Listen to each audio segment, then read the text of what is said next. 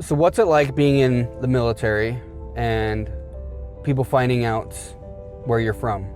Being from Utah and being stationed in Germany, the number one thing people would always ask when they found out that I was from Utah was, oh, you're one of them Mormons, or how is it having multiple wives, or, a lot of the stereotypes within the Mormon church.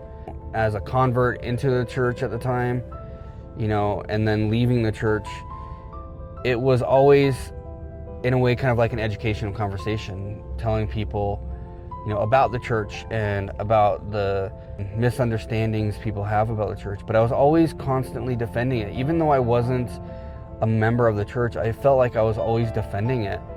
And I think it was also a way of protecting those that were, in my family or friends that were still part of the church.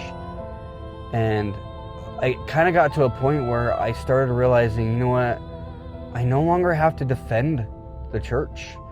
I don't have to defend, the people that are still in the church too, because, in a way they have their own agency and, they can talk freely about what keeps them in the church. And I will talk freely about what pushed me away from the church, things that I don't agree with.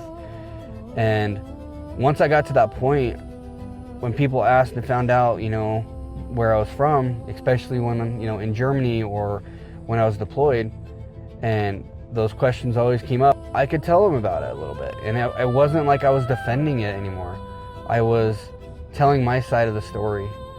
And so it helped out a lot with my mental health, especially because up until this point, I was always defending the church, defending my decision of joining and leaving the church, and defending, in a way, the practices and stuff that, even though I questioned them, and trying to make it seem like it wasn't as big of a deal as it was, or things that happened in the church. To this day, I don't have a problem talking about the reasons why I left. Even within members of the church still, I will talk to them about the things I don't agree with, things that pushed me away, and the reasons why I will never go back to the church.